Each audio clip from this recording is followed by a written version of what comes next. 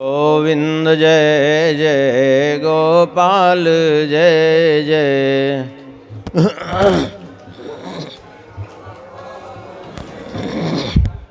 श्री राधा रमण हरि गोविंद जय जय।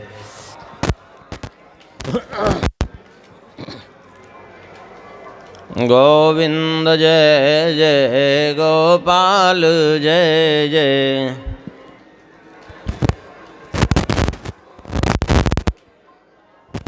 श्री राधा रमण हरि गोविंद जय जय।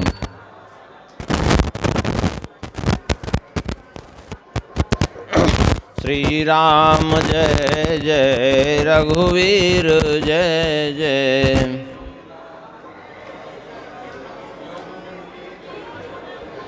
सीतारमण श्री रघुनाथ जय जय।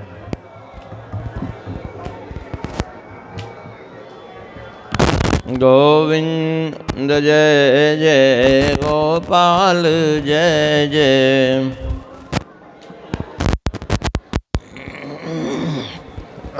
श्री राधा रमण हरि गोविंद जय जय।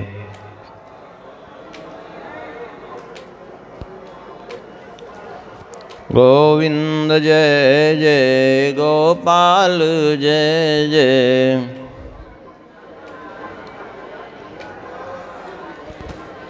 श्री राधा रमण हरि गोविंद जय जय।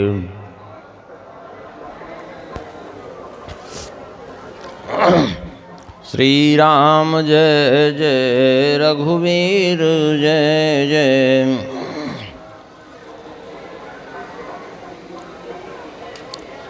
सीतारमण श्री रघुनाथ जय जय।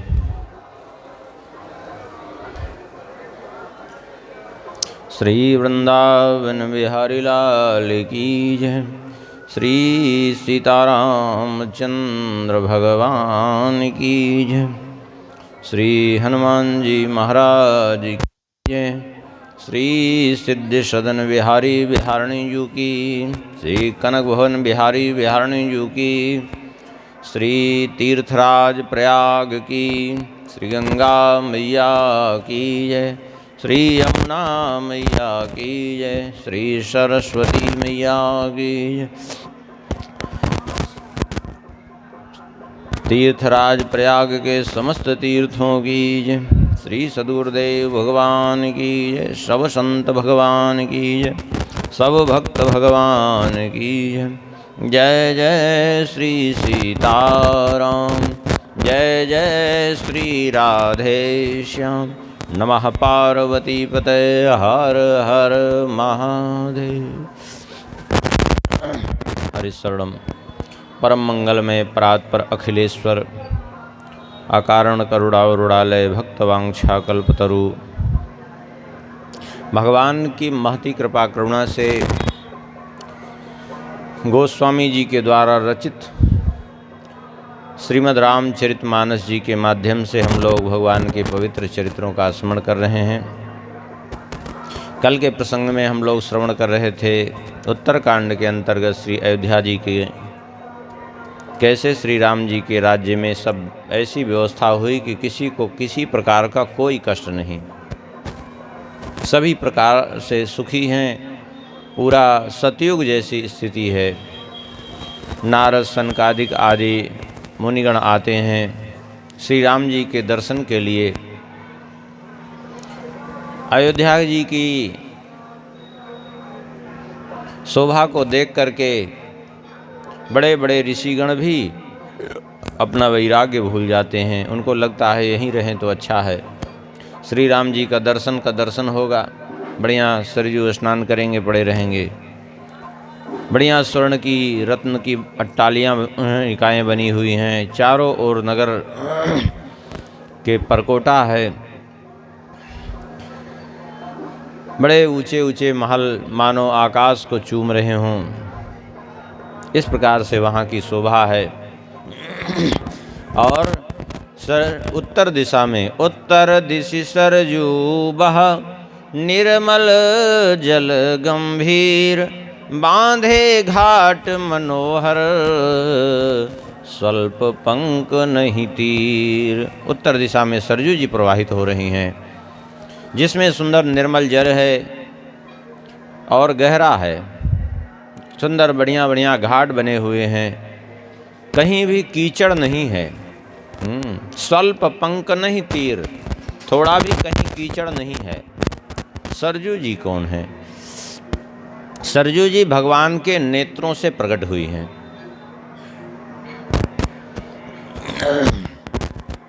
ब्रह्मा जी ने कठोर तप किया।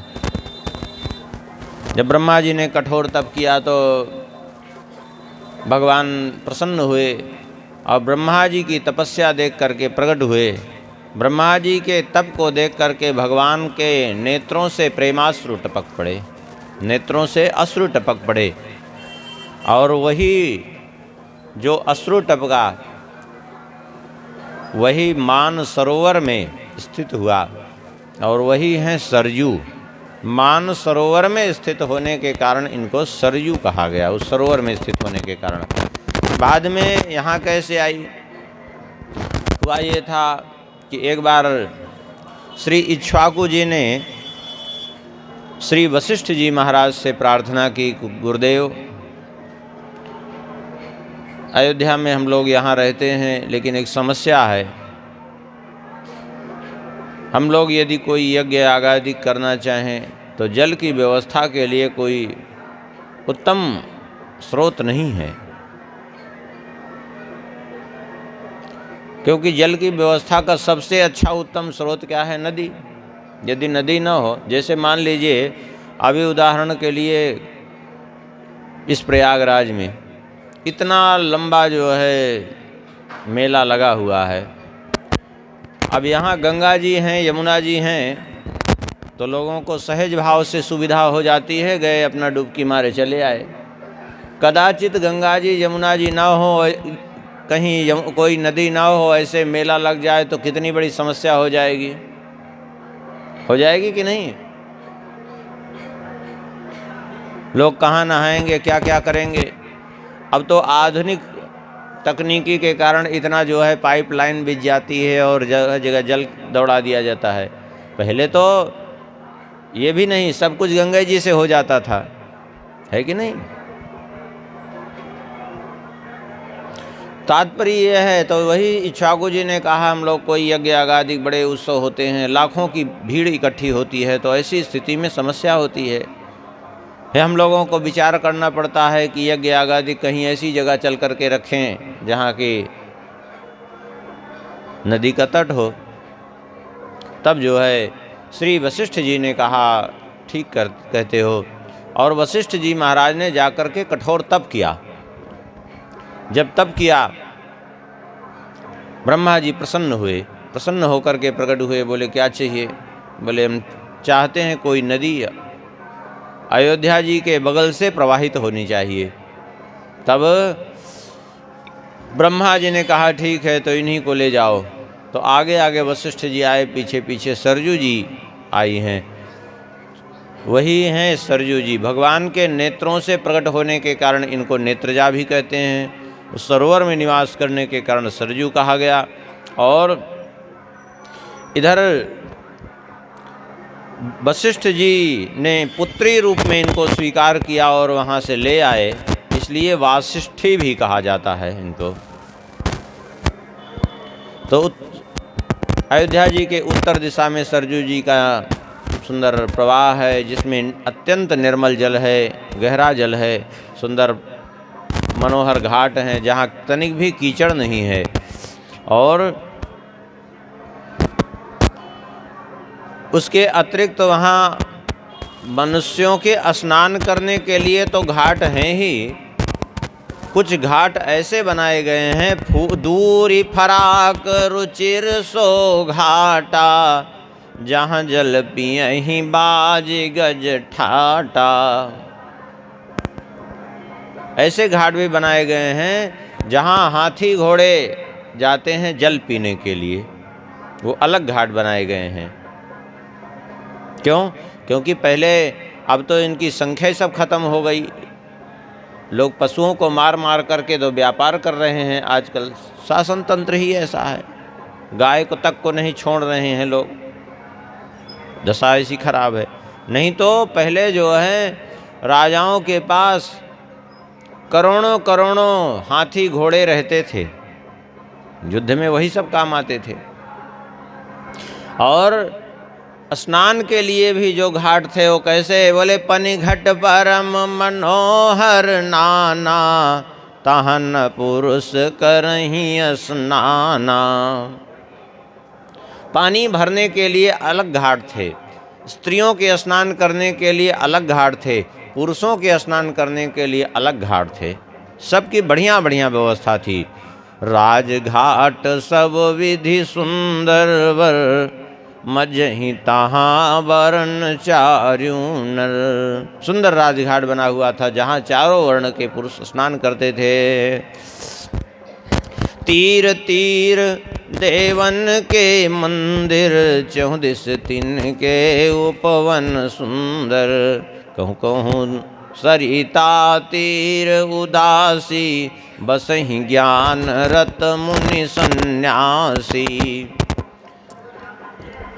सरजू जी के तट पर जगह जगह देवताओं के मंदिर, सुंदर उपवन और बहुत से ऋषि महर्षियों के, बड़े बड़े महात्माओं के आश्रम बने हुए थे, जहाँ ज्ञानवान वैराग्यवान महात्मा निवास करते थे। और तीर तीर तुलसी का सुहाई, वृंद वृंद बहुमुनि लगाई। और खूब तुलसी लगी हुई थी जी सरजू जी के तट पर, जगह जगह पर, जो मुनियों ने लगा कर के रखी थी। कहते हैं उस अयोध्या की शोभा का वर्णन नहीं किया जा सकता। पुर शोभा कछु वर्णि न जाई, बाहिर नगर परम रुचिराई। देखत पुरी अखिल अग भागा, वन उपवन वापिका तड़ागा। कहते हैं अयोध्या नगर की शोभा का तो वर्णन किया ही नहीं जा सकता। नगर की महिमा भी ऐसी है कि उसका दर्शन करने से पाप दूर हो जाए। हाँ, अयोध्या जी का दर्शन करने से पाप दूर हो जाए। स्कंद पुराण में वर्णन है, मनवंतर सहस्रेषु काशी वासेषु यत्फलम, तत्फलम लभते नूनम, सरजू दर्शन मात्रतः। 1000 मनवंतर तक काशी में निवास करने का जो फल है, वह फल प्राप्त हो जाता है सरजू जी के दर्शन मात्र से। मथुरायाम कल्पमेकम, मानव वसते यदि, तत्फलम लभते नूनम, सरजू दर्शने कृते।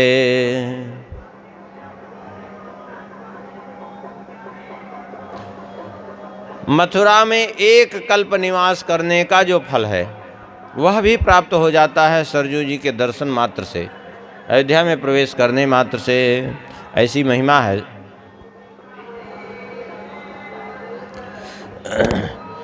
आप कहेंगे पुरी का दर्शन करने से पाप क्यों भग जाता है? क्योंकि ये पुरी कोई सामान्य पुरी नहीं है, बल्कि स्वयं वैकुंठ लोक से भगवान ने इस पुरी को भेजा है, स्थापित किया है। यहाँ श्री मनु जी महाराज ने कठोर तप किया, श्री वैवस्वत मनु जी ने कठोर तप किया, और जो है तब भगवान ने उनको ये पुरी प्रदान की, जिसका परिमाण कितना, बोले रुद्र यामल ग्रंथ में वर्णन है और स्कंद पुराण में भी वर्णन है। 12 योजन लंबा, 3 योजन चौड़ा इसका परिमाण अयोध्यापुरी का। इसको भगवान ने भेजा अपने वैकुंठ लोक से स्थापित करने के लिए यहाँ, लेकिन पृथ्वी जो है संभाल नहीं पा रही थी। तब जो है भगवान ने अपना चक्र सुदर्शन भेजा और चक्र सुदर्शन के ऊपर स्थापित हुई अयोध्या, और चक्र सुदर्शन के ऊपर आज भी स्थापित है। जैसे काशी को कहते हैं ना कि काशी भगवान शंकर जी के त्रिशूल पर स्थित है, इसलिए दुनिया से अलग मानी जाती है, ऐसे अयोध्यापुरी भी भगवान के चक्र पर स्थित है। साक्षात भगवान का ही स्वरूप है अयोध्या, अलग नहीं है। हाँ, इसलिए कह रहे हैं देखत पुरी सकल अग भागा, देखने मात्र से सारे पाप दूर भाग जाते हैं। और पुरी का वर्णन भला कैसे किया जाए। रमानाथ जहाँ राजा सो पुर वर्ण की जाए, अनिमादिक सुख संपदा रही अवध सब छाए। जहाँ स्वयं भगवान लक्ष्मीपति नारायण ही जहाँ जो है राजा बन के बैठे हों, श्री राम जी कौन है? भगवान है। जहाँ स्वयं भगवान ही राजा हों, भला उस पुरी का वर्णन कोई कर भी कैसे सकता है। अणिमादिक समस्त जो है सिद्धियाँ, समस्त सुख संपत्तियाँ अयोध्या में ही मानो आकर के मूर्तिमान होकर के निवास कर रही हैं। और मनुष्यों की भी दशा क्या है? बोले जहाँ ता नर रघुपति गुण गावहीं, बैठी परस पर इह सिखावहीं। भजहु प्रणत प्रतिपालक राम ही, शोभाशील रूप गुण धाम ही। जलज विलोचन श्यामल गातहीं, पलक नयन इव सेवक त्रातहीं। धृतसर रुचिर चाप तूनी रही, संत कंज वन रविरन धीरहीं। जहाँ तहाँ लोग चाहे स्त्री हों चाहे पुरुष हों श्री राम जी का गुणगान गाते हैं। एक दूसरे को शिक्षा भी यही देते हैं कि भैया इस जीवन का फल यही है कि श्री राम जी को भजो। भजहु प्रणत प्रतिपालक राम ही, जो प्रणत जनों का शरणागतों का पालन करने वाले हैं, ऐसे श्री राम जी को भजो। जो संत रूपी कमलवन को जो है विकसित करने के लिए सूर्य देव के समान हैं। जो कमल नयन है, श्याम वर्ण के हैं, उनको भजो। क्यों? जैसे पलकें नेत्रों की रक्षा करती हैं, उसी प्रकार से श्री राम जी अपने भक्तों की रक्षा करते हैं। हाँ, श्री राम जी कैसे हैं? बोले जो है जैसे सर्प का भक्षण करने के लिए गरुण जी काल के समान हैं, सर्प के लिए काल हैं गरुण जी, ठीक उसी प्रकार से श्री राम जी महाराज कैसे हैं? बोले काल रूपी भयानक सर्प को समाप्त करने के लिए गरुण जी के समान हैं। निष्काम भाव से कोई उनको प्रणाम मात्र कर ले तो जो है समस्त दुखों का हरण कर लेने वाले हैं। ऐसे श्री राम जी को जनक नंदिनी जानकी जी के समय जनक सुता समेत रघुवीर रही, कस न भजहु भंजन भव भी रही। श्री जानकी जी के समेत उनका भजो। क्यों? बोले बहु आसना मसक हिम रासिं, सदा एक रस अजय अविनाशिं। मुनिरंजन भंजन मही भारहीं, तुलसीदास के प्रभु ही उतारहीं। बहुवासना मसक हिम राशि, ये बहुत सी जो मन में वासनाएं हैं, ये वासनाएं कैसी हैं? बोले मच्छर के समान हैं। वासनाएं मच्छर के समान क्यों? जैसे मच्छर डंक मार मार करके पीड़ित करते रहते हैं, उसके खून का शोषण करते रहते हैं जिसको डंक मारते हैं, ऐसे ही ये वासनाएं भी हमेशा डंक मार मार करके ये करना है वो करना है, ये मिल जाए वो मिल जाए, उसको पीड़ित करती रहती हैं और जीव का शोषण करती रहती हैं। कहते हैं उन वासना रूपी मच्छरों का नाश करने के लिए श्री राम जी कैसे हैं? बोले हिम राशि ही, बर्फ के ढेर के समान हैं। क्यों? बोले देखिए ठंडी जब प्रबल हो जाती है तो फिर मच्छर नहीं दिखाई पड़ते, अपने आप समाप्त हो जाते हैं। और गर्मी थोड़ी सी बढ़ी, ठंडापन दूर हुआ कि मच्छर चालू।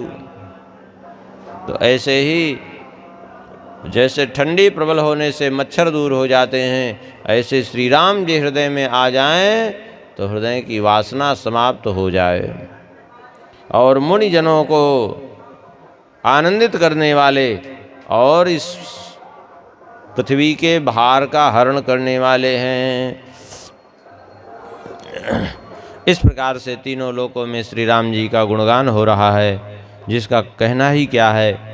जब ते राम प्रताप खगेसा, उदित भयउ अति प्रबल दिनेसा, पूरी प्रकाश रह्यो तिहुँ लोका, बहुतिन सुख बहुतन मन शोका। जब से श्री राम जी का प्रभाव प्रचंड सूर्य के भांति उदित हुआ है, उस समय से क्या हुआ, बोले संपूर्ण त्रिलोकी में प्रकाश ही प्रकाश छाया हुआ है। बस ये है कि बहुत लोगों को सुख है, और उन बहुतों लोगों को सुख है तो कुछ के मन में शोक भी है। बोले शोक है किसके मन में? श्री राम जी के राज्य में तो किसी को कष्ट नहीं। बोले है कष्ट, किसको है? बोले सुन लीजिए जिनको कष्ट है। जिन्हीं शोकते कहूँ बखानी, प्रथम अविद्या निशा नसानी। सबसे पहले तो शोक है अविद्या को, क्योंकि वो अविद्या रूपी रात्रि दूर हो गई है लोगों के मन से, अविद्या का। फिर और किसको कष्ट है? बोले अघ उलूक जहाँ तहाँ लुकाने, काम क्रोध कैरव सकुचाने। पाप रूपी उल्लू जहाँ तहाँ छुप गए हैं। क्यों? जैसे उल्लू को दिन में दिखता ही नहीं, ऐसे श्री राम जी के राज्य में कहीं पाप दिखता ही नहीं है। तो बेचारे छुपे हुए हैं, पाप कहाँ जाए। काम क्रोध कैरव सकुचाने, और काम क्रोध रूपी कुमुद बंद हो गए, मुंद गए। जैसे देखिए कमल और कुमुद दोनों तालाब में ही होते हैं। कमल सूर्य देव को देख करके खिलता है, तो कुमुद चंद्र को देख करके खिलता है। कमल दिन में खिलता है तो वो रात्रि में खिलता है। कमल रात्रि में बंद हो जाता है तो कुमुद जो है दिन में बंद हो जाता है। तो ऐसे काम क्रोध रूपी कुमुद जो है वो संकुचित हो गए, अर्थात बंद हो गए हैं। अविविध कर्म गुण काल सुभाव, ए चकोर सुख लाहि न काऊ। मत्सर मान मोह मद चोरा, इनकर हुनर न कौन्यू ओरा। कहते हैं विविध प्रकार के जो कर्म हैं, जो संसार में जीव को बांधने वाले हैं। कर्म ही तो बंधन कारक हैं, कर्म के कारण ही जीव बंधन में पड़ा हुआ है। ये जो कर्म हैं और गुण है, काल है, स्वभाव है, ये चकोर के समान हैं। इनको सुख नहीं मिल रहा है, ये सुखी नहीं है। क्यों? क्योंकि जैसे चकोर सुखी कब होता है? बोले चकोर सुखी होता है रात्रि में, जब चंद्रोदय होता है। चंद्रमा को देखकर चकोर सुखी होता है, लेकिन दिन होने पर वही चकोर दुखी होता है। ऐसे श्री राम जी के राज्य होने से ये काल कर्म स्वभाव गुण ये सब जो है चकोर के समान हैं। और ये सब जो है क्यों? श्री राम जी काल कर्म स्वभाव गुण भक्षक, राम जी काल कर्म स्वभाव गुण का भक्षण करने वाले। तो ये सब जो है सुख नहीं प्राप्त कर रहे हैं। और मत्सर मान मोह मद चोरा, मात्सर्य दोष, अभिमान, मोह, मद आदि ये जो चोर के हैं, इनका कहीं और कोई स्थान नहीं। इनकर हुनर न कौन्यू ओरा, इनकी कहीं दाल ही नहीं गल रही है, ऐसी स्थिति है।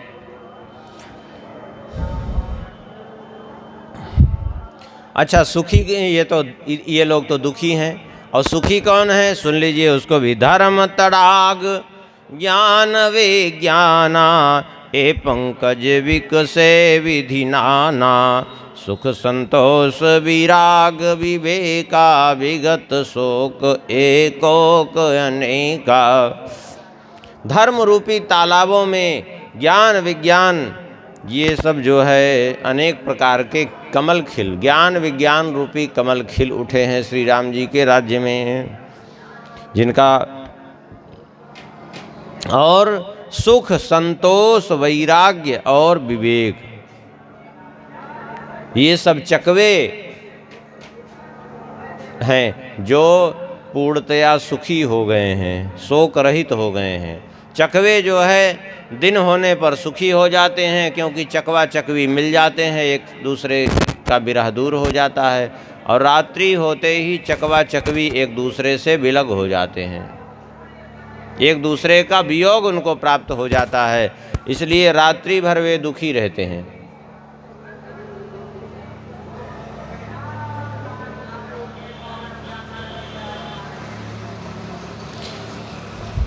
यह प्रताप रवि जाके उर्जब करई प्रकाश, पछिले बाढ़े प्रथम जे कहे ते पावई नाश। गोस्वामी जी कहते हैं ये श्री राम रूपी प्रताप, श्री राम जी का प्रताप रूपी सूर्य जब हृदय में प्रकाशित होता है तो पीछे जिनका वर्णन किया गया, अर्थात पीछे किसका वर्णन किया गया? बोले धर्म ज्ञान विज्ञान सुख संतोष वैराग्य विवेक, इन सब का जो वर्णन किया गया ये सब जो है स्वाभाविक रूप से बढ़ते हैं, और जिनका पहले वर्णन किया गया उनका क्या होता है? पहले किसका वर्णन किया गया? बोले प्रथम अविद्या और अघ उलूक काम क्रोध कौरव, ये सब जो है जो वर्णन किया गया, अर्थात अविद्या पाप काम क्रोध लोभ काल कर्म गुण स्वभाव आदि, ये सब जो है अपने आप नाश को प्राप्त हो जाते हैं। आगे कहते हैं भ्रातन सहित राम एक बारा, संग परम प्रिय पवन कुमारा। सुंदर उपवन देखन गए, सब तरु कुसुमित पल्लव नए। जानि समय सनकादिक आए, तेज पुंज गिन गुणशील सुहाए। ब्रह्मानंद सदा लय लीना, देखत बालक बहुकालीना। एक बार अपने भाइयों सहित श्री राम जी महाराज साथ में चारों भैया हैं ये, और हनुमान जी महाराज भी हैं, सुंदर उपवन में विचरण करने के लिए गए। बढ़िया बढ़िया सुंदर उपवन है और पत्र पुष्प वहाँ हैं। श्री राम जी उपवन में पहुँचे, उसी समय सुंदर सुअवसर जान करके सनकादिक चारों भैया आए। सनकादिक माने सनक, सनंदन, सनातन और सनत कुमार, ये चारों को सनकादिक कहते हैं। कैसे थे? बोले तेज पुंज गुणशील सुहाए, बड़े तेजो पुंज, बड़े तेजोमय गुण और शील से युक्त, और सदा ब्रह्मानंद में लीन रहने वाले। ब्रह्मानंद सदा लय लीना, और देखत बालक बहुकालीनिया लीना। देखने में तो बालक हैं 5 वर्ष के जैसे, लेकिन उम्र इतनी है कि बहुकालीना। शंकर जी के भी बड़े भैया हैं ये, सृष्टि में देखा जाए तो। हाँ, ऐसा लग रहा है मानो रूप धरे जनु चारु वेदा, समदर्शी मुनि विगत विभेदा। आशा बसन व्यसन याहति नहीं, रघुपति चरित होई ताँ सुनहि। ऐसा लग रहा है मानो चारों वेद ही 4 रूप धारण करके आ गए हैं। बड़े समदर्शी महात्मा हैं, भेद रहित हैं, दिगंबर, दिशाएं ही जिनके वस्त्र हों, अर्थात कोई शरीर पर वस्त्र नहीं। और इनके जीवन में इनके पास एक व्यसन है। वो व्यसन क्या है? बोले रघुपति चरित होई तह सुनहि, जहाँ श्री राम जी का चरित्र हो वही सुनते हैं, ये व्यसन है। और अगर कहीं न कथा हो रही हो तो बोले स्वयं आपस में 4 भैया हैं, 3 श्रोता बन गए, 1 वक्ता बन गए, कथा प्रारंभ। किसी की जरूरत ही नहीं, लेकिन निरंतर कथा इनके जीवन में चलती रहती है।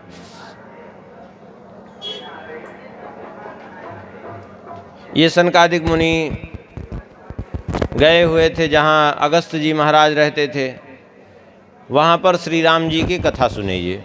और श्री राम जी की कथा सुन करके वहाँ से जो है सीधा इच्छा हो गई श्री राम जी के दर्शन की, और चले आए यहाँ। देखी राम मुनि आवत हरसि दंडवत कीन, स्वागत पूछ पीत पट प्रभु बैठन कहाँ दीन।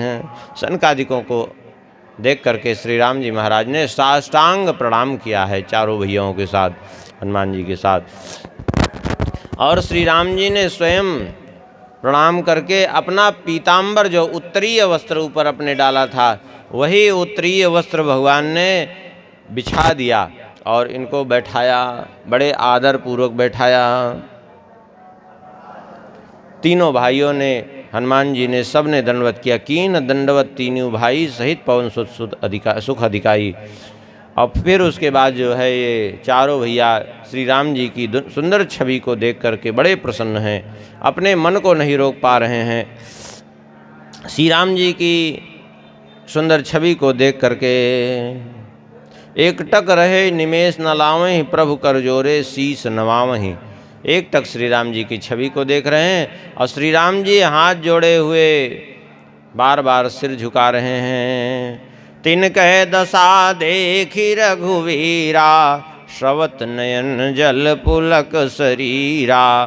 कर गही प्रभु मुनिवर बैठारे, परम मनोहर वचन उचारे। उनकी इस विफल दशा को देख करके श्री राम जी ने बड़े प्रसन्न मन से हाथ पकड़ करके उन मुनिवरों को बैठाया, अर्थात अपना जो पीताम्बर बिछा दिया था उसी पर इनको बैठा दिया। और श्री राम जी ने कहा, आज धन्य मैं सुनहु मुनीसा, तुमरे दरस जाहि अघ खीसा।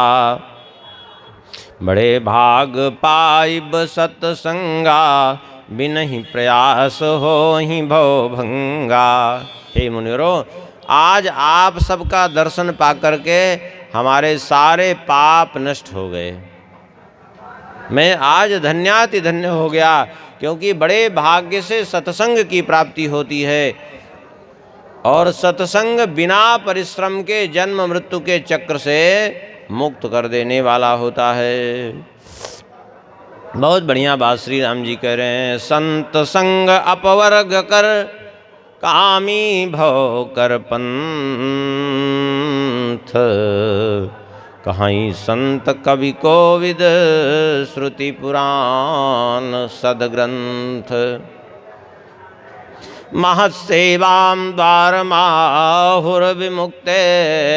स्तमो द्वारम योषितां संगी संगम। संतों का संग जो है अपवर्ग कर, अर्थात मोक्ष का मार्ग है, और कामी पुरुष का संग, स्त्री लंपट का संग, ये क्या है? बोले नरक का रास्ता है। ऐसा जो है संत कहते हैं, बड़े बड़े विद्वान जन कहते हैं, वेद कहते हैं, पुराण कहते हैं, सभी उत्तम ग्रंथ कहते हैं। सुन करके चारों भैया बड़े प्रसन्न हुए और प्रसन्न होकर के श्री राम जी की स्तुति की है। और बढ़िया स्तुति करने के बाद क्या मांगा है इन्होंने?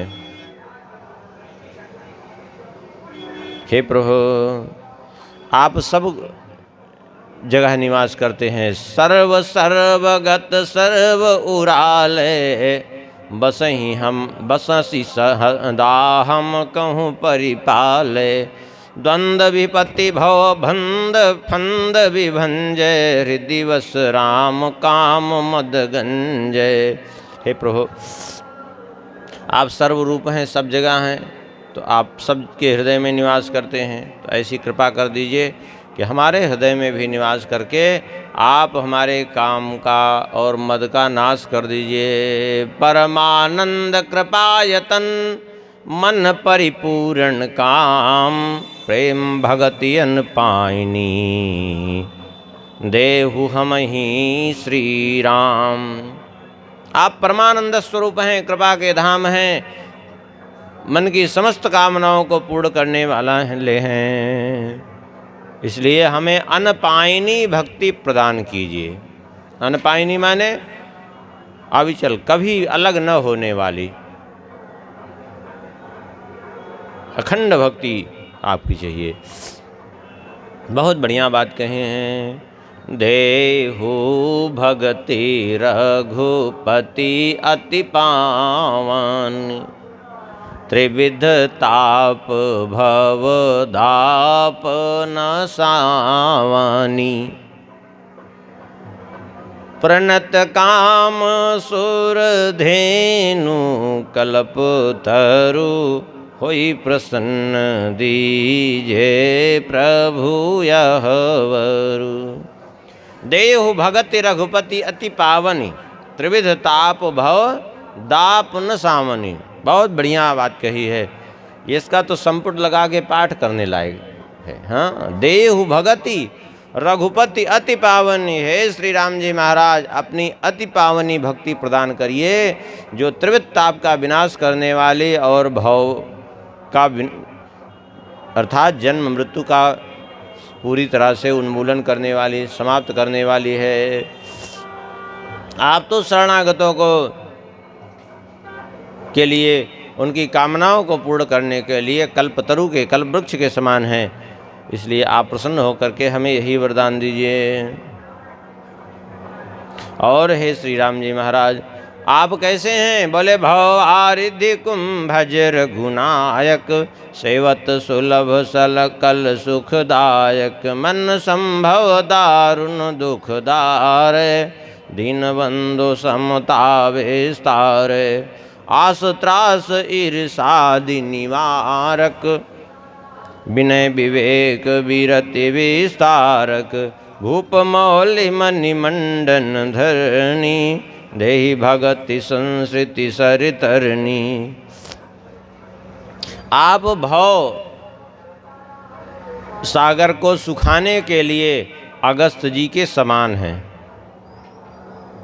जैसे अगस्त जी क्या किए? बोले 3 चुल्लू में ही पूरा समुद्र सोख गए। ऐसे ही आप भव सागर को सुखाने वाले हैं और सेवा करने में सुलभ है और सुख देने वाले हैं।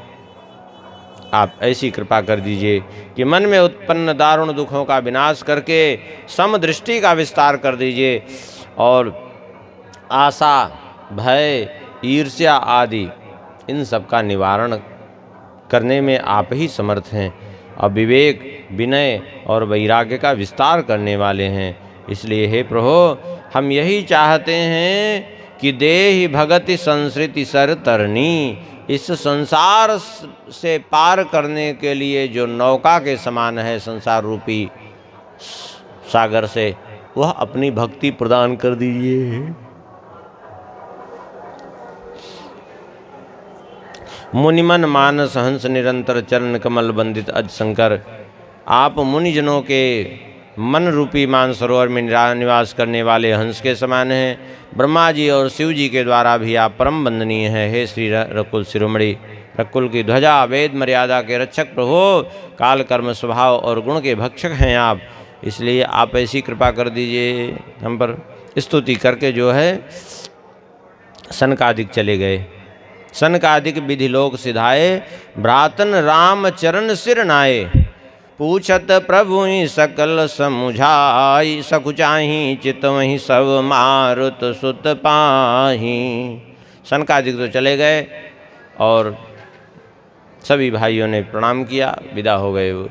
और अब जो है सभी, जब सनकादिक चले गए तो बाकी जो 3 भैया थे, भरत जी, शत्रुघ्न जी, लक्ष्मण जी, ये श्री राम जी के चरणों में प्रणाम किए। कुछ पूछना चाहते हैं लेकिन बड़े संकुचित हो रहे हैं, कुछ पूछ नहीं पा रहे हैं। इच्छा अंदर से है पूछने की। तब सब हनुमान जी की ओर देखने लगे कि हनुमान जी पूछे। सब सुनना चाहते थे श्री राम जी की सुंदर वाणी को। भगवान तो अंतर्यामी हैं, सब जान गए। और भगवान ने हनुमान जी से पूछा, क्या बात है? बूझत कहऊ काह हनुमाना। हनुमान क्या बात है, आखिर क्या कहना चाहते हो आप सब लोग? इतनी देर से एक दूसरे को देख रहे हो, कुछ पूछने की चेष्टा कर रहे हो, बताओ क्या पूछना है। तब हनुमान जी महाराज ने प्रश्न किया है। ये जो यहाँ पर श्री राम जी ने जो उपदेश दिया है, ये उत्तरकांड में बहुत बढ़िया उपदेश दिया है। ये है, इसको कहते हैं श्री राम गीता।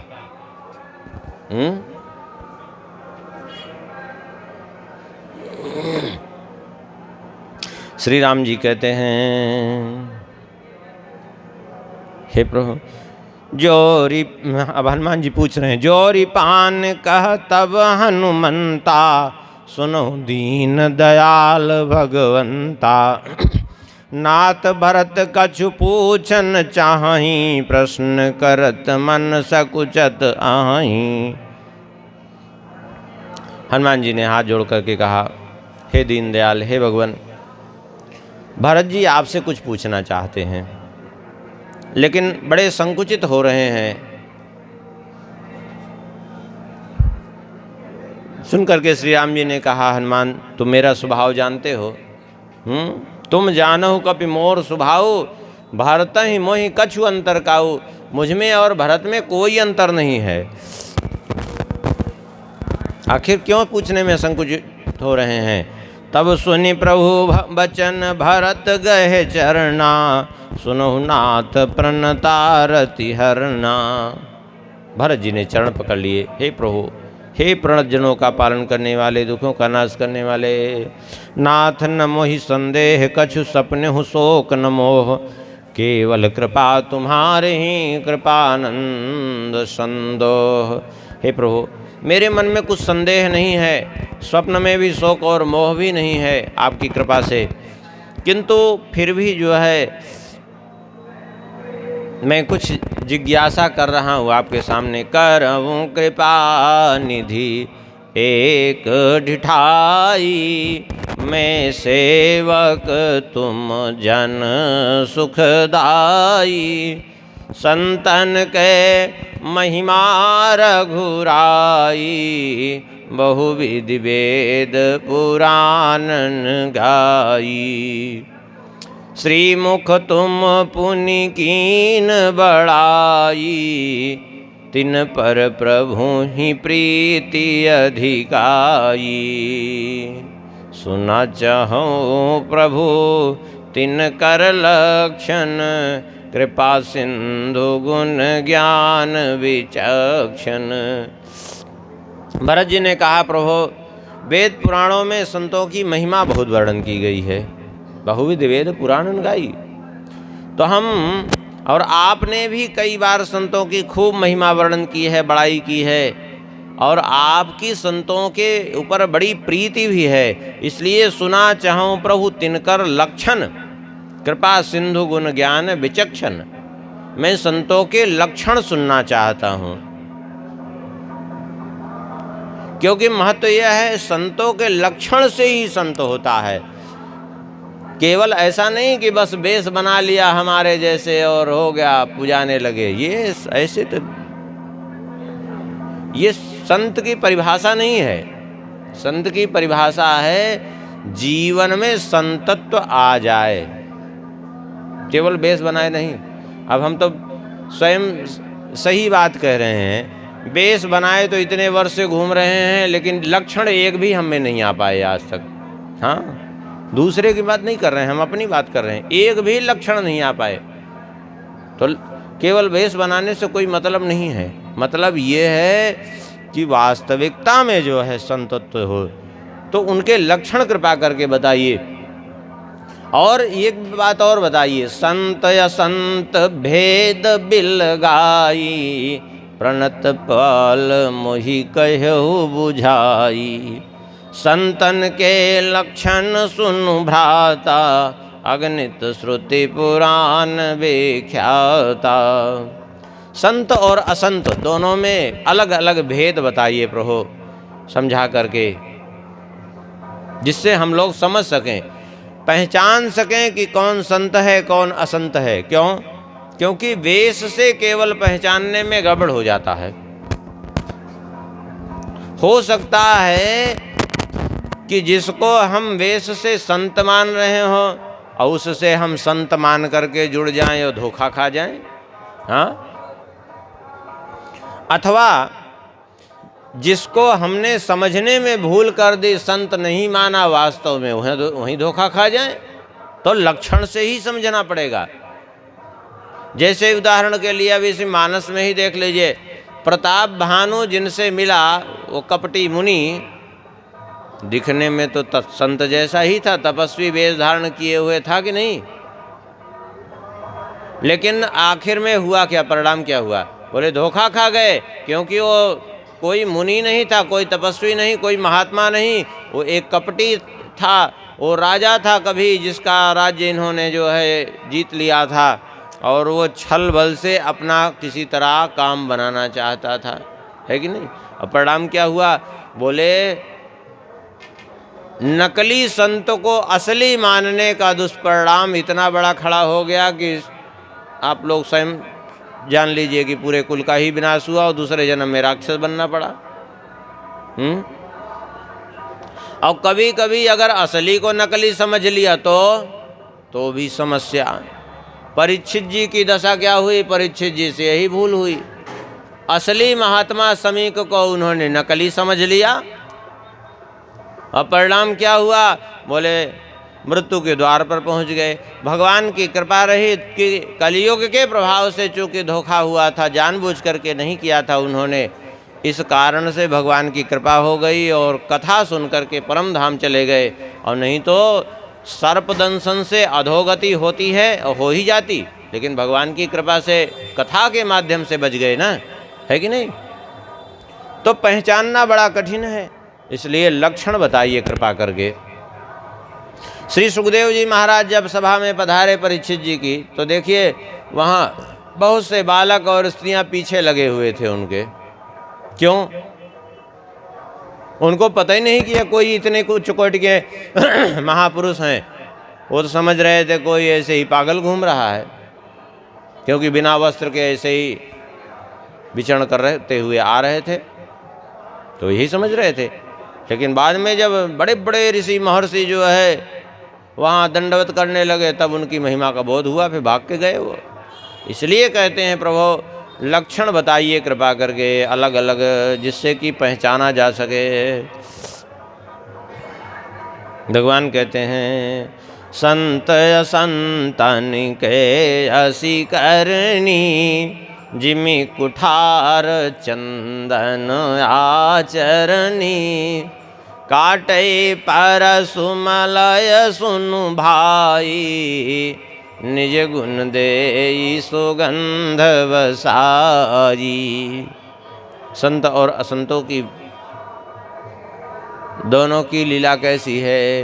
बोले संत असंतन कहे ऐसी करनी, जिमि कुठार चंदन आचरणी।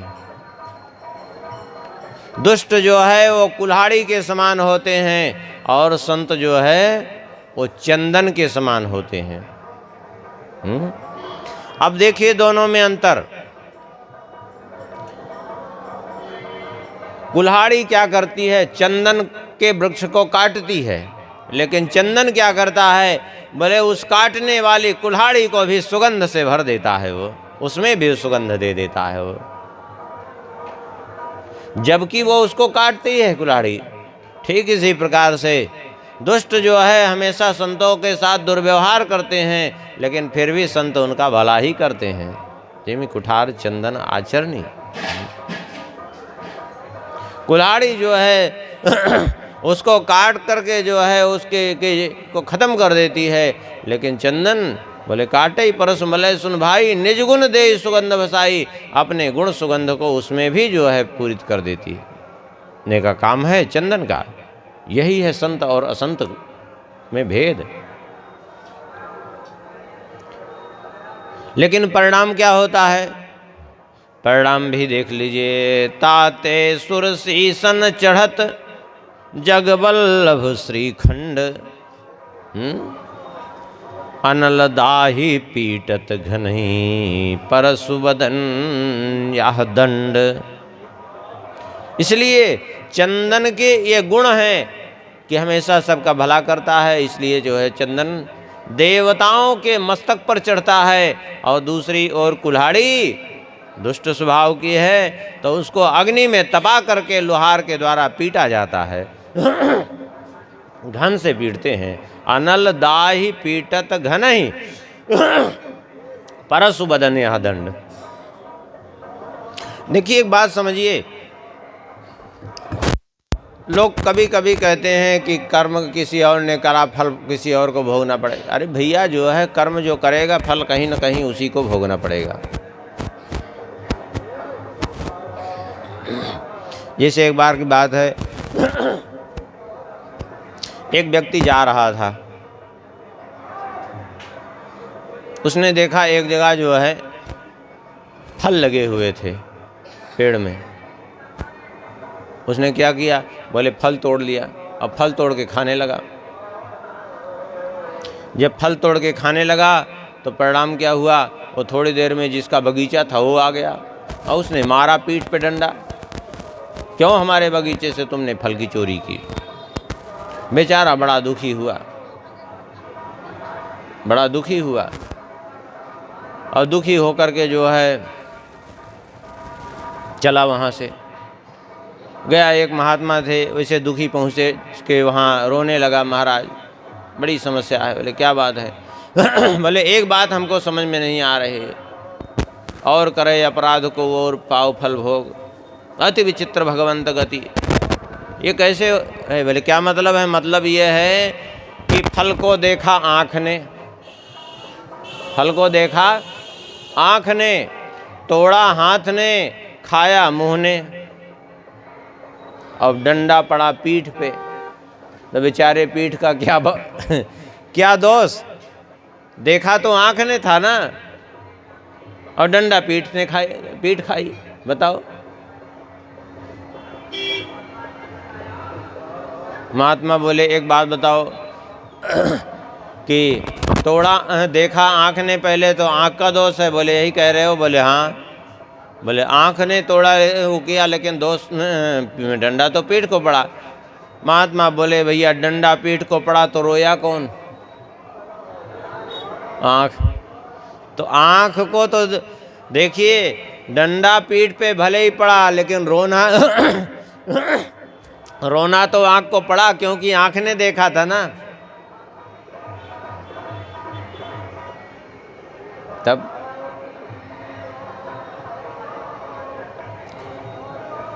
तो कर्म का दंड जो है, जो जैसा करता है उसको मिलता है।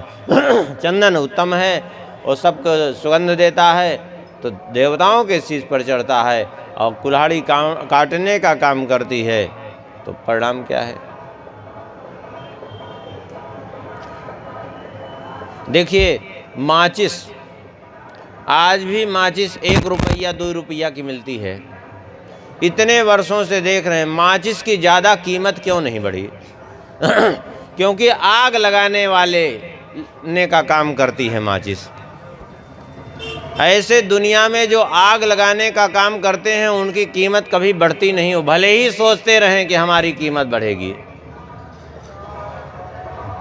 यद्यपि माचिस है उपयोगी, घर घर में उसका उपयोग होता है, काम नहीं चलता, लेकिन फिर भी कीमत उसकी नहीं बढ़ रही, क्योंकि आग लगाने का काम करती है। ऐसे दुनिया में ये आग लगाने वाले भी उपयोगी हैं कहीं ना कहीं, ऐसी बात नहीं है, लेकिन आग लगाने का काम करते हैं, इसलिए इनकी कोई कीमत नहीं होती संसार में, कोई मतलब नहीं रह जाती है।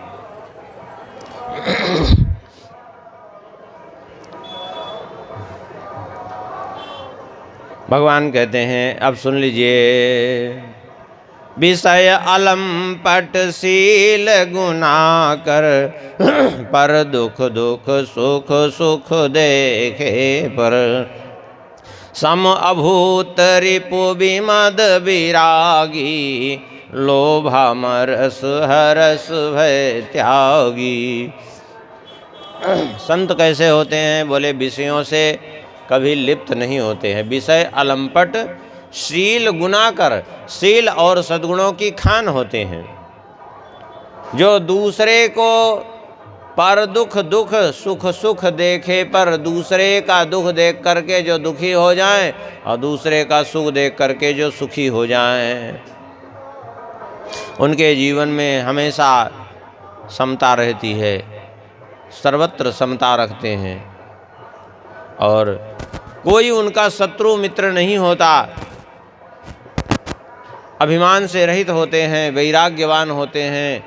लोभामरस हर्ष भय त्यागी, लोभ क्रोध हर्ष और भय इन सब से मुक्त होते हैं। तात्पर्य क्या है?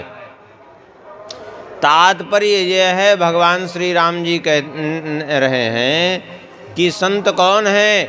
जो पहली बात विषयों से निष्पृह हो, विषय अलंपट। यदि विषयों के प्रति लंपटता भरी हुई है, विषय लोलुपता भरी हुई है, तो फिर संत नहीं हो। फिर बेश भले बनाए हो लेकिन संत नहीं हो। शील गुणों से युक्त हो, गुणों का धाम हो, जो दूसरे को देख के दुख को देख करके दुखी हो, ये संत का स्वभाव होता है। और दूसरे के दुख को देख करके किसी के मन में प्रसन्नता हो रही है तो बेश भले बनाए हो लेकिन संत नहीं हो सकता हो। दूसरे को के सुख को देख करके जो सुखी हो, जो समदर्शी हो, जिसका कोई शत्रु न हो, माद अभिमान से रहित और वैराग्यवान हो। जीवन में वैराग्य नहीं तो संत कहिबत का कुछ नहीं। लोभ क्रोध हर्ष भय आदि से मुक्त हो। ये सारे दुर्गुण हैं तो समझ लीजिए आप वेश बनाए हों तब भी किसी काम के नहीं हैं। और क्या गुण होते हैं? बोले कोमल चित दीनन पर दाया, मन वच क्रम मम भगति अमाया। सब ही मान प्रद आप अमानी, भरत प्राण सम मम ते प्राणी। उनका चित्त कोमल होता है, दीन जनों पर कृपा करने वाले होते हैं। मन से, वाणी से, शरीर से भगवान कहते हैं मेरी निश्चल भक्ति करते हैं। मम भगति अमाया, अमाया माने माया से, माया माने छल कपट से रहित भक्ति करते हैं।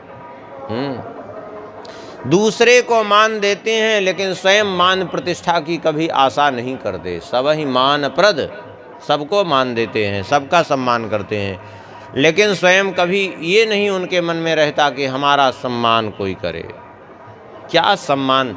जरा विचार करिए, किस चीज़ का सम्मान? ये हाड़ मांस के देह का सम्मान कोई कर देगा तो क्या मिलेगा? जरा विचार करिए। कुछ नहीं, केवल झूठे अभिमान का पोषण और कुछ नहीं, कोई मतलब नहीं है।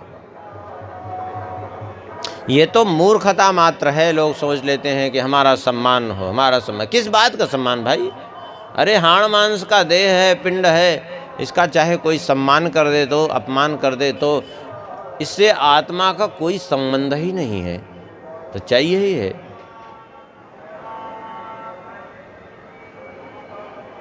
विगत काम मम नाम परायन, शांति विरति बिनती मुदितायन। शीतलता सरलता मयत्री, द्विज पद प्रीति धर्म जनयत्री। विगत काम अर्थात काम वासना से, कामना से रहित होते हैं। कामना का तात्पर्य कोई जरूरी नहीं कि विषय भोग संबंधी ही कामना हो। किसी भी चीज की कामना कामना ही होती है। हाँ, धन प्राप्ति की भी कामना कामना ही है कि हमको खूब धन मिल जाए। खूब चेला बनाने की कामना भी कामना ही है। हाँ,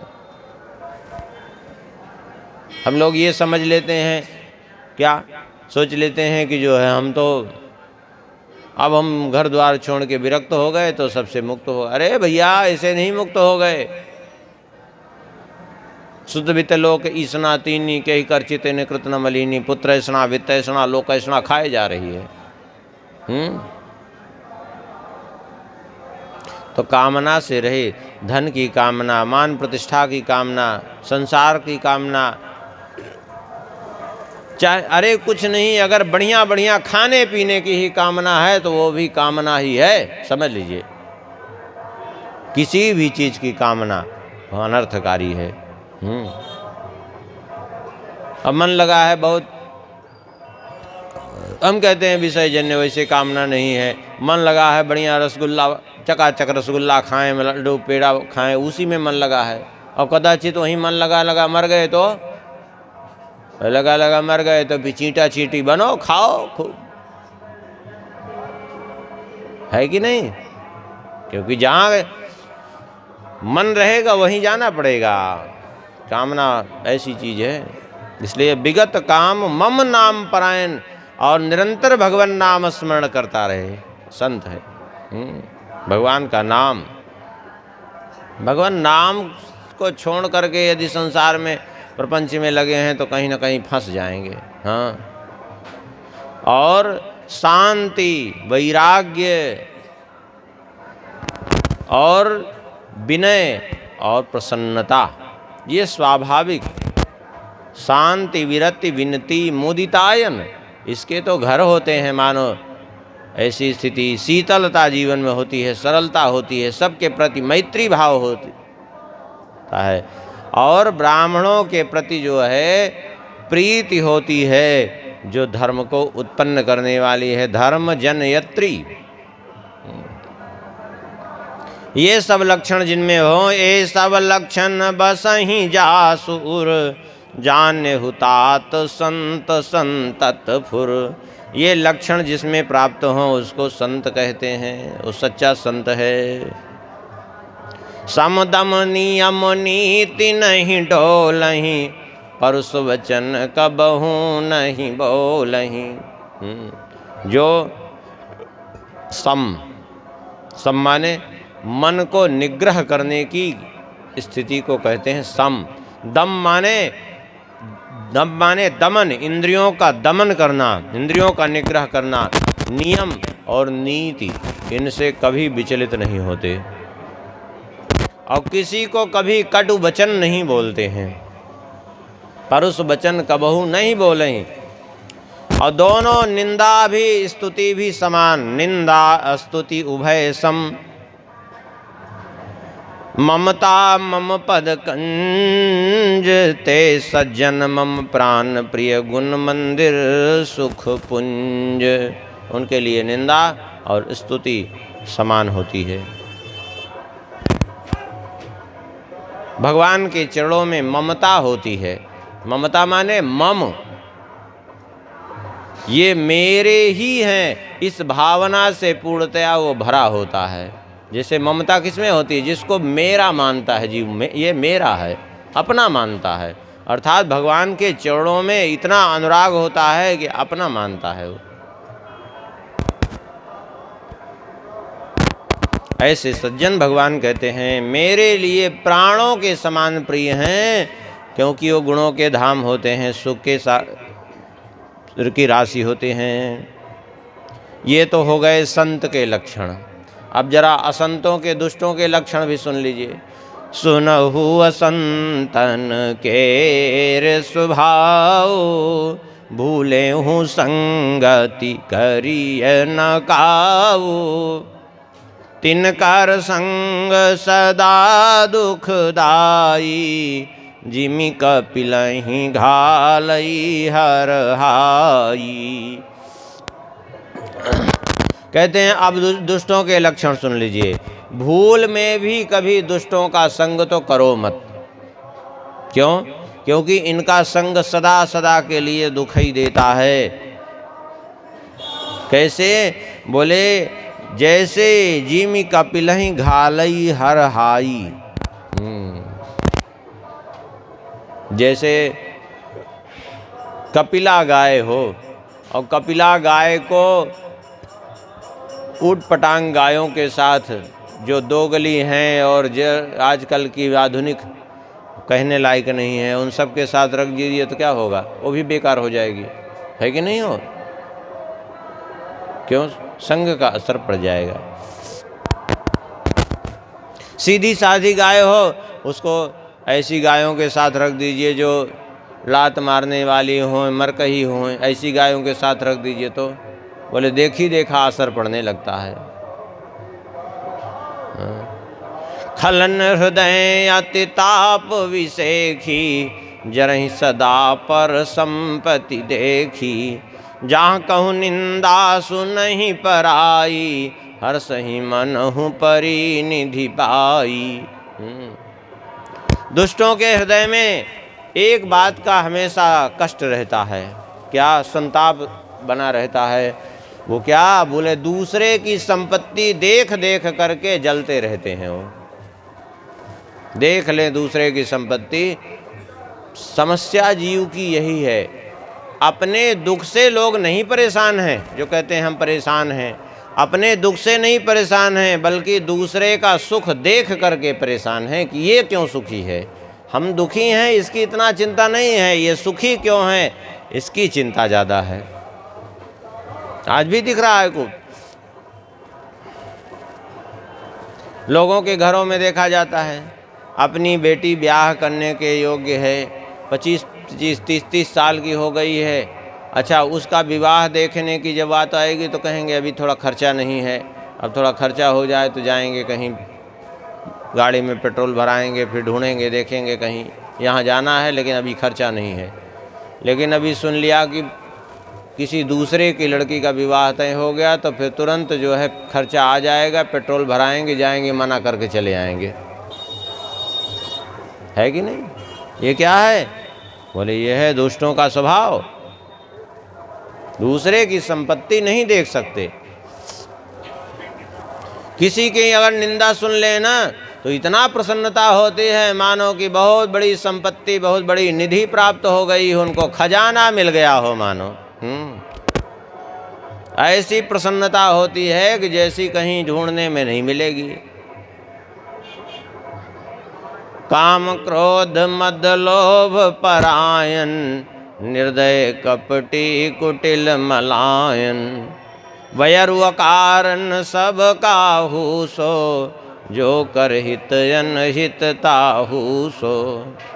काम क्रोध मद लोभ के परायण होते हैं ये, निर्दयी होते हैं, कपटी होते हैं, कुटिल होते हैं और दोषों के घर होते हैं, पाप के घर होते हैं ये। अकारण ही दूसरों से क्रोध करते हैं। अच्छा, जो हित करता है उसका भी अहित ही करते हैं ये। हाँ, हित तो किसी का करते ही नहीं है। दूसरे को परेशान देख करके उनको संतुष्टि मिलती है। एक व्यक्ति थे, एक दिन वो मंदिर के पास बैठे थे। एक व्यक्ति ने पूछा, क्यों भैया मंदिर आए थे दर्शन करने के लिए क्या? अरे बोले नहीं, दर्शन तो करने के लिए नहीं आए थे। बोले फिर? बोले कभी कभी मन में थोड़ा टेंशन होती है तो चले आते हैं। बोले तो चले आते हैं तो दर्शन कर लिया करिए, फिर टेंशन यहाँ दर्शन करने से दूर होता होगा। अरे बोले नहीं, उससे टेंशन दूर नहीं होता। बोले फिर कैसे दूर होता है, फिर क्यों आते हो? बोले आते हैं जब परेशान रहते हैं, मन में थोड़ा सा वो रहता है तो क्या करते हैं, इधर की चप्पल उधर, उधर की चप्पल उधर कर देते हैं और लोग परेशान होते हैं अपनी चप्पल ढूंढने में, तो देख करके हम प्रसन्न हो जाते हैं, टेंशन दूर हो जाता है। अब बताओ अब ऐसे लोग भी अपनी टेंशन दूर करने आए, ये क्या है? बोले ये दुष्ट का स्वभाव है। अच्छा कर ही नहीं सकते वो करेंगे ही वही जो बुरा हो लोगों के लिए, क्योंकि उनके भाग्य में ही नहीं है अच्छा करना। क्यों? स्वभाव के कारण। यहाँ तक कि जो हित करता है उसका भी अहित ही करते हैं, वो हित किसी का कर नहीं सकते हैं। हाँ, इसलिए ऐसे लोगों से सावधान रहना चाहिए। हित करना चाहिए, लेकिन ऐसे व्यक्ति का हित भी नहीं करना चाहिए जो दूसरे का अहित करने में तत्पर हो। क्योंकि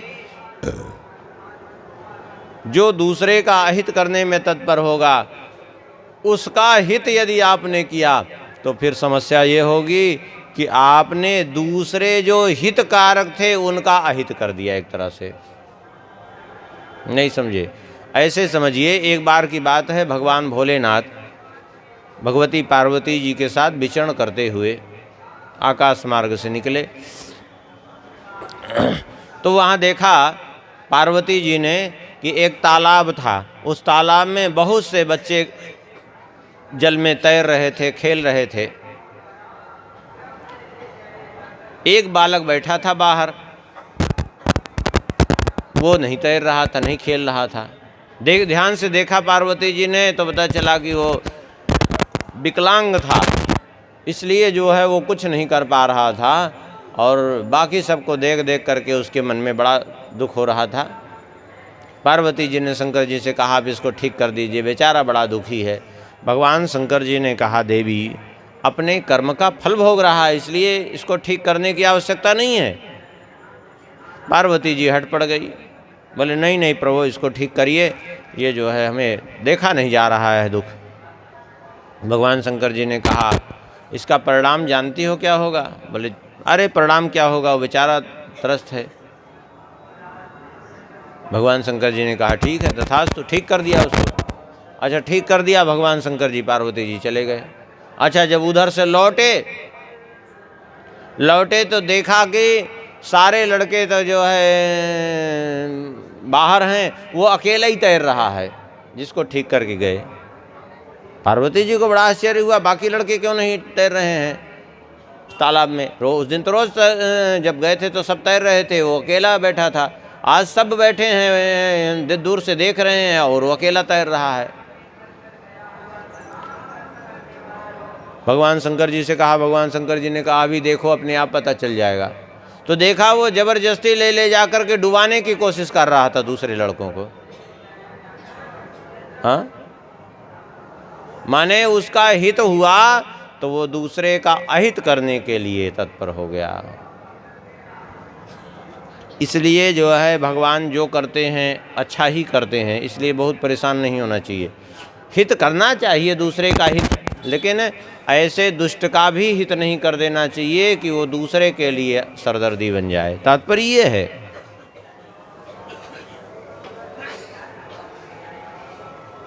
और इनका स्वभाव कैसा होता है?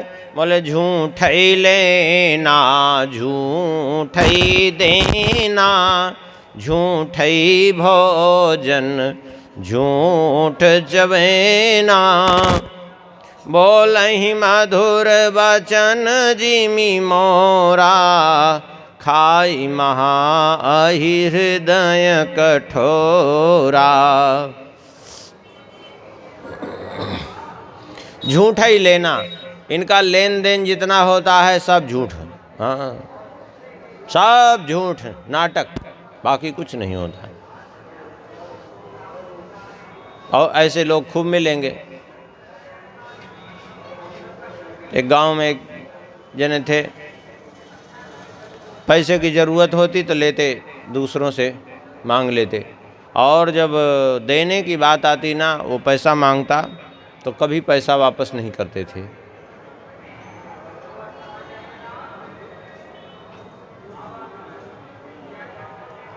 तो पूछे क्यों भाई, क्यों नहीं? बोले या तो लेता मरे या तो देता, दो को तो एक झेलना पड़ेगा, हम नहीं दे सकते पैसा। नहीं देते थे। तो अब ये स्वभाव है उनका। उनका लेन देन सब झूठा व्यवहार रहता है, और झूठा ही लेना, झूठा ही देना, और लेना भी झूठा, देना भी झूठा। और कभी कभी तो झूठे डींग भी हाँकते हैं कि हमने इतना दिया है, ये किया है, वो किया है। ये सब भी डींग हाँकने की बात, यही है उनका झूठा लेना देना। और झूठा ही भोजन, झूठ चबेना, उनका भोजन भी झूठा, बेमतलब की डींग हाँकेंगे। खाएंगे घर में जो है कुछ तो डींग हाँकेंगे कुछ, हम ये खा के आ रहे हैं। खाएंगे सूखी रोटी तो डींग हाँक के आएंगे कि बढ़िया बढ़िया हम पकवान खा के आ रहे हैं। ऐसी भी दशा होती है, चाहे घर में कुछ नहीं। हाँ, एक कहावत है अवधी भाषा में कि घर में भूंजी भांग नहीं, अम्मा चली भुजावे। हाँ, दशा ये है, ये दिखावापन, नाटक मात्र और कुछ नहीं। और झूठ है भोजन झूठ चबैना, ये लेना देना। अच्छा, झूठा ही लेना झूठा ही देना, ये भी एक आजकल खूब देखने को मिलेगा। देने लेने वाली बात भी झूठा। आजकल जो है दान में जैसे देख लीजिए आप, झूठा देना लेना। झूठा देना लेना क्या है? बोले लेने वाला भी झूठा, देने वाला भी झूठा। जाएंगे लोग गंगा जी स्नान करेंगे खूब, यहाँ आप देख सकते हैं। हो सकता है कई लोग करके भी आते हों, अनजाने में सही करके आते हों। गए गंगा जी स्नान किए, वहाँ से निकले और वो पंडा लोग बैठे रहते हैं। संकल्प कर, दान देने के लिए संकल्प किया, कितना दे रहे हो? बोले यथाशक्ति संकल्प बोल दो। ठीक है, अच्छा यथाशक्ति संकल्प बोल दिया पंडित जी ने, ठीक है, और पंडा ने यथाशक्ति संकल्प बोल दिया। और फिर उसके बाद निकाला 11 रुपया, पंडित जी को 21 रुपया दान कर दिया। अब बताओ, जरा विचार करो, यथाशक्ति का मतलब क्या हुआ? जितनी आपकी सामर्थ्य थी, अर्थात सर्वस्व दान हो गया आपका संकल्प के अनुसार। लेकिन परिणाम क्या हुआ? बोले यथाशक्ति संकल्प करके यथा इच्छा दान कर दिया। ये क्या है? बोले झूठा लेना झूठा देना हो गया कि नहीं हो गया? और वो भी संकल्प किए, उनका भी झूठा लेना हो गया। गौदान का संकल्प कर दिए, बोले गौदान संकल्प किए, और गौदान संकल्प करके 21 रुपया आपने गौदान कर दिया। अरे भैया, 21 रुपया में दुनिया में कहाँ गाय मिलती है? जरा विचार करो, है कहीं? अरे 21 रुपया में गाय का दूध भी नहीं मिलेगा, गैया कहाँ मिलेगी? और संकल्प करके चले आए। ये झूठा लेना देना है कि नहीं है? जिसको आपने दिया गैया गौदान किया, उसको गैया मिली नहीं, उसको कुछ भी मिला नहीं। यहाँ तक कि 1 किलो दूध भी नहीं मिला, उसको गैया मिलना तो बात की बात है। तो उसका लेना झूठा हो गया। अब आपने संकल्प कर दिया, अब आपका देना भी झूठा हो गया। हो गया कि नहीं हो गया?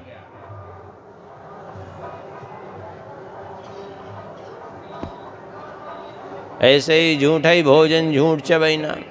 बड़ी बड़ी डींग भोजन के बारे में भी कहेंगे। 10-20 लोगों को भोजन कराएंगे तो बड़ा लंबा चौड़ा भंडारा का जो है वो वीडियो बनवाएंगे कि क्या कहना है। बड़ी विचित्र स्थिति है। एक ठो पंखा ला के लगाएंगे कहीं किसी मंदिर में, तो क्या करेंगे? बोले 3 पर हैं तो तीनों में पूरे परिवार का एक एक व्यक्ति का नाम सपत्नीक। बताओ, यह है नाटक मात्र, कुछ नहीं। जैसे अभी वो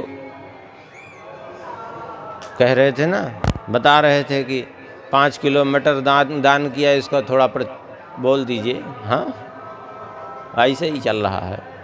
बोल ही बचन मधुर जिमि मोरा, खाए महा अहि हृदय कठोरा।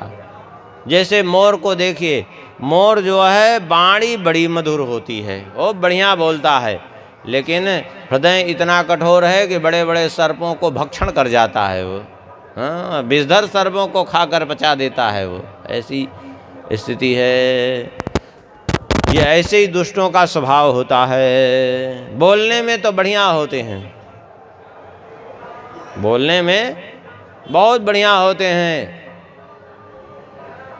लेकिन हृदय इनका बड़ा कठोर होता है। बोलने में बढ़िया कब रहते हैं? जब तक उसका काम है आपसे।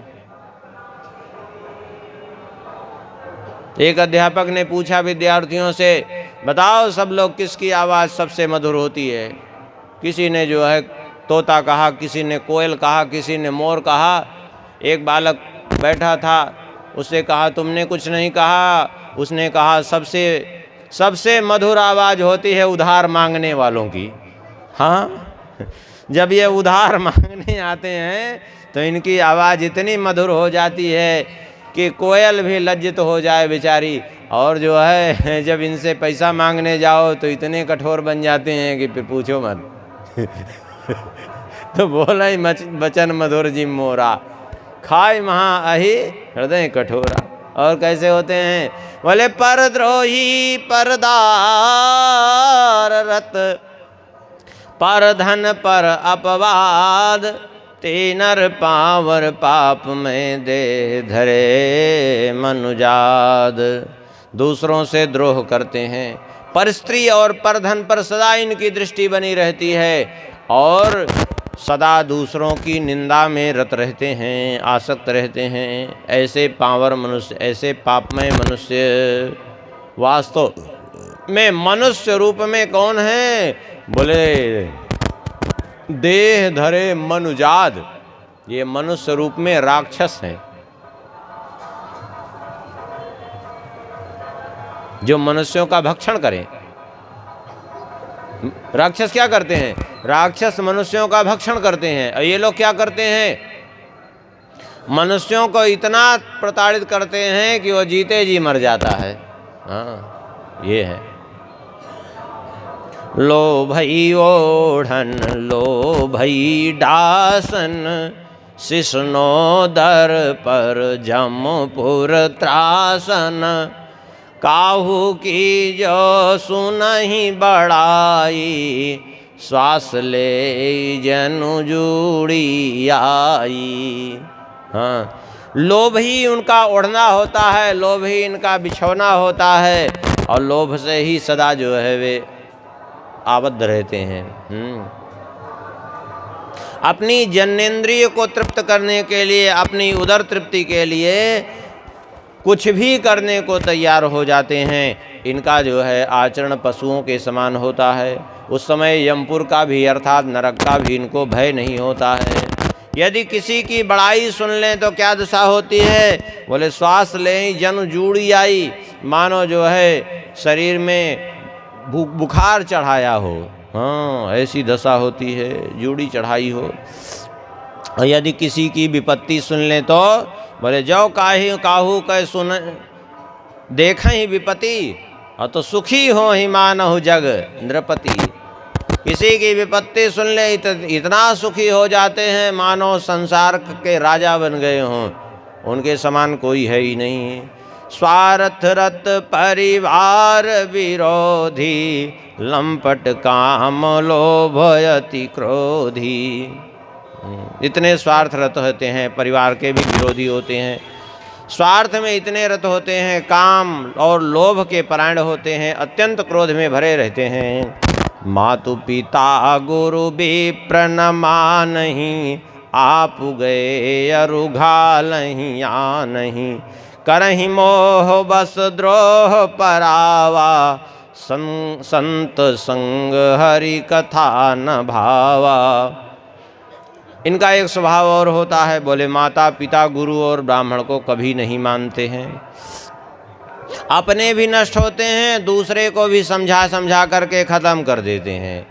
मोह बस सदा दूसरों से द्रोह करना इनका सहज स्वभाव होता है। ना तो इनको संतों का संग अच्छा लगता है, न भगवान की कथा अच्छी लगती है।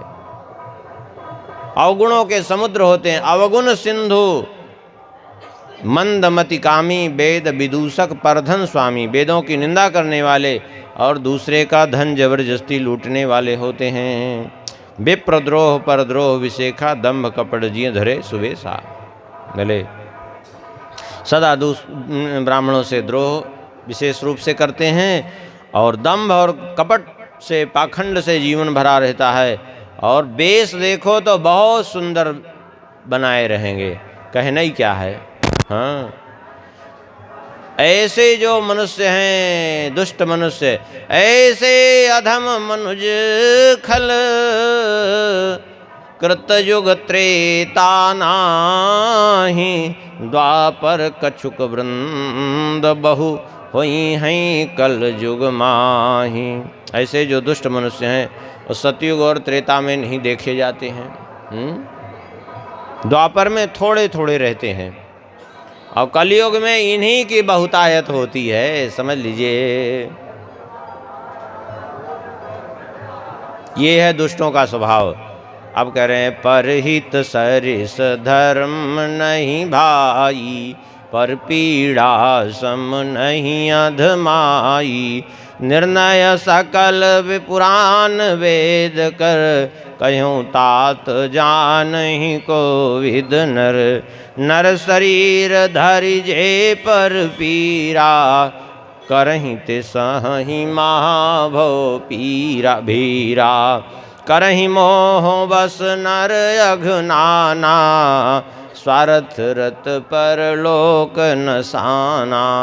इस संसार में दूसरे की भलाई के समान दूसरा कोई धर्म नहीं है। दूसरे की भलाई के समान कोई धर्म नहीं है। धर्म कहते किसको हैं?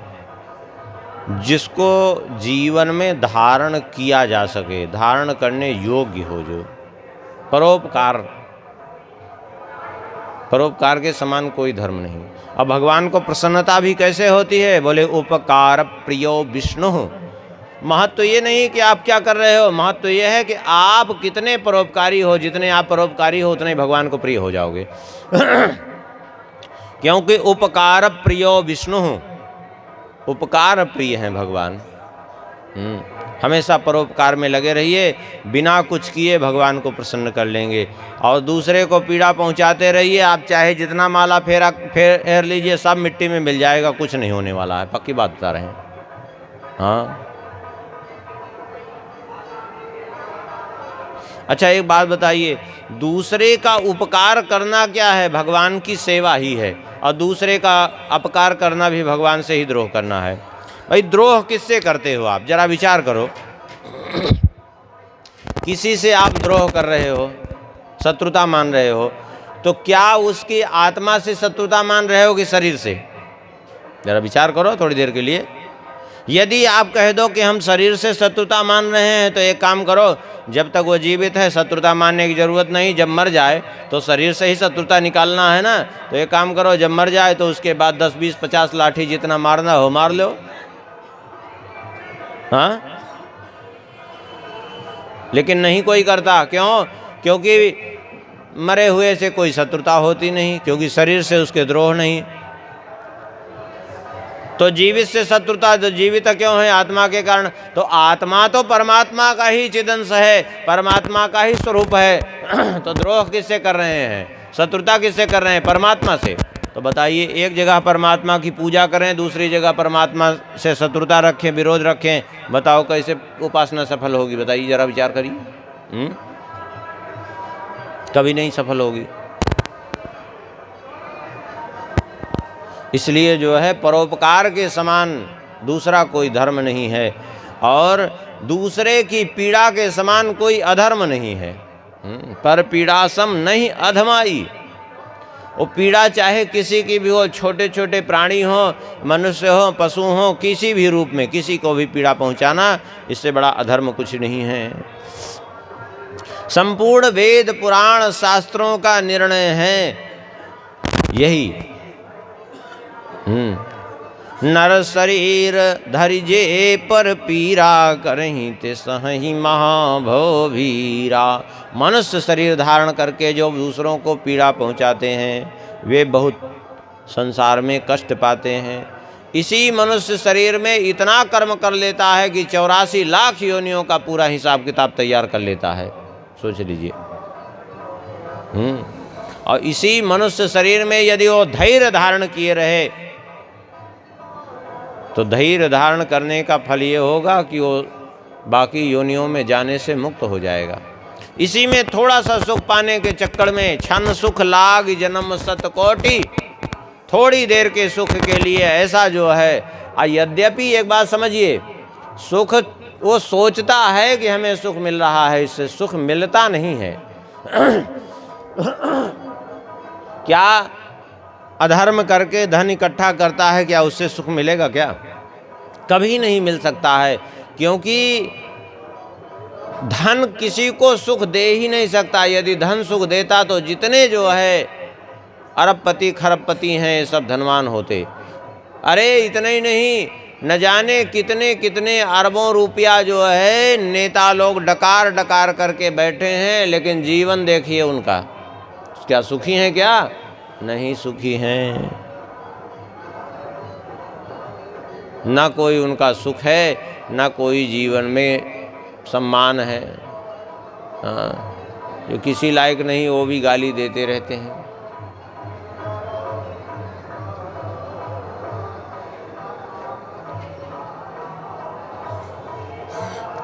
इसलिए मनुष्य शरीर से किसी को पीड़ा पहुंचाना यानी स्वयं अपने ही जो है अनर्थ को निमंत्रित करना। मोहवश लोग जो है पाप करते हैं और स्वार्थरत परलोक नसाना, अपने स्वार्थ के वशीभूत होकर के परलोक सब चौपट कर देते हैं। जबकि सच्चा स्वार्थ यही है कि भगवान का भजन करके अपना परलोक संवार लें।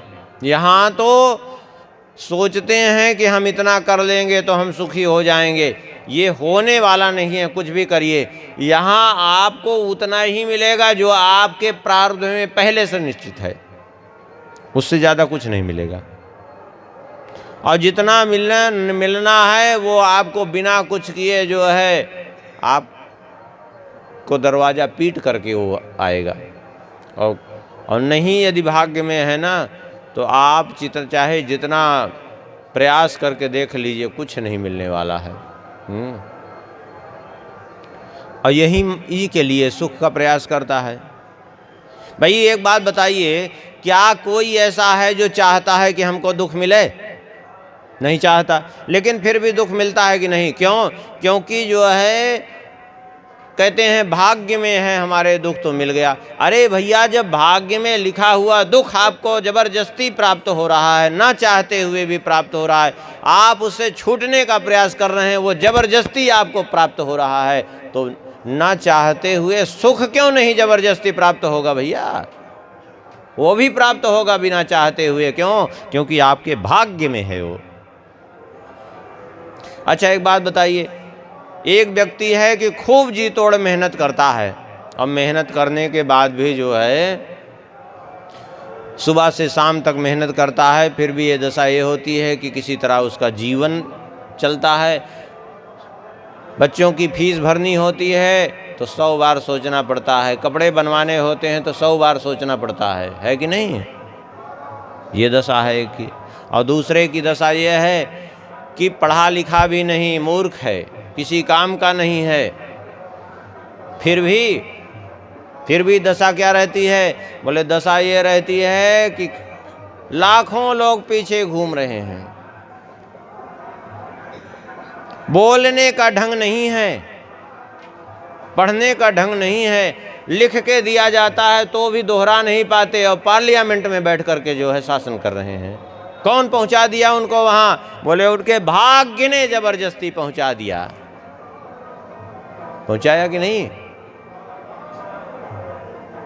उनकी मेहनत ने नहीं पहुंचाया, उनको तो पढ़ना भी नहीं आता, भाग्य ने पहुंचा दिया। ऐसे ऐसे लोग यहाँ बन करके बैठे हैं जो बोलना भी नहीं जानते, है कि नहीं है? बताइए। भाग्य प्रबल होता है। वक्ता भी आपको ऐसे मिल जाएंगे, ऐसे ऐसे विद्वान मिलेंगे कि जिनको सुनने वाले भी बड़ी मुश्किल में प्राप्त हों, और ऐसे ऐसे मूर्ख मिलेंगे कि लाखों लाखों एक श्लोक भी शुद्ध नहीं बोल सकते, लेकिन लाखों लाखों लोग भीड़ टूटी पड़ रही है। और जबकि श्लोक तो बोलना बड़ी दूर की बात है, हिंदियों नहीं सुनाते, टोना टोटका बताए के काम चला रहे हैं बेचारे, फिर भी लाखों की भीड़ टूटी पड़ रही है कि नहीं? कौन दे रहा है? बोले भाग्य दे रहा है उनको। तो क्यों जो है किसी को सताना? करहीं मोह बस नर अघनाना, स्वार्थ रत परलोक नसाना। स्वार्थ के कारण अपना लोक परलोक सब नष्ट कर देता है। भगवान कहते हैं काल रूप में तिन कर भ्राता, शुभ अरु अशुभ कर्म फल दाता, अस विचार जे परम सयाने, भजहि मोहि संसृत दुख जाने। भगवान कहते हैं मैं उनके लिए काल रूप हूँ, शुभ और अशुभ कर्मों का फल देने वाला हूँ। ऐसा विचार करके जो चतुर हैं वो मेरा भजन करते हैं। भजहि मोहि संसृत दुख जाने, तो इस संसार को दुखमय समझ करके निरंतर मेरा भजन करते रहते हैं। और त्याग ही कर्म शुभाशुभदायक, भज ही मोहि सुर नर मुनि नायक। संत संतन के गुण भाखे, तेना पर ही भव जिन लखी राखे। भगवान कहते हैं ये शुभ अशुभ कर्मों का जो त्याग करके देवता मनुष्य और मुनियों के नायक मुझको जो भजते हैं, वही वास्तव में जो है बुद्धिमान है। भगवान कहते हैं संतों के और असंतों के दोनों के गुणों का हमने वर्णन कर दिया। जो इसको जान लेते हैं और जान करके जीवन में उतार लेते हैं, वे फिर इस संसार चक्र में नहीं पड़ते हैं। सुनहु तात माया गुण, कृतयरु दोष अनेक। गुण यह उभय न देखिए, देखिए सो अविवेक। भगवान कहते हैं माया से रचे गुण और दोष अनेक हैं, वास्तविक सत्ता इनकी कुछ भी नहीं है। कहते हैं देखा जाए गुण अर्थात विवेक इसी में है कि ये देखे ही न जाएं, क्योंकि इनको देखना ही वास्तव में अविवेक है। इस प्रकार से श्री राम जी ने उपदेश किया। सब सुनकर के भरत जी, शत्रुघ्न जी, लखनलाल जी, हनुमान जी सब बड़े प्रसन्न हुए और प्रसन्न होकर के पुनि रघुपति निज मंदिर गए, यही भी चरित करत निर्णय। इस प्रकार से फिर अपने भवन में चले आए। और फिर इसके बाद श्री राम जी का आगे जो उपदेश है वो हम लोग कल के प्रसंग में स्मरण करेंगे, जो मुख्य रूप से श्री राम गीता के नाम से विख्यात है। और अभी यहीं कथा को विश्राम करते हैं। थोड़ा सा भगवान नाम कीर्तन करिए। सिया बोल सिया बोल सिया सिया बोल, श्री राम राघव रसिकेश बोल।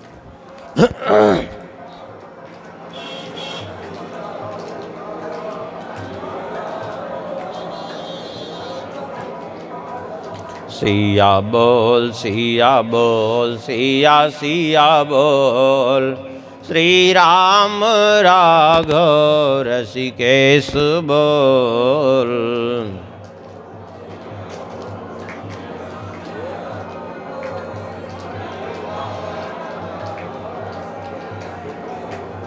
सिया बोल सिया बोल सिया बोल सिया बोल।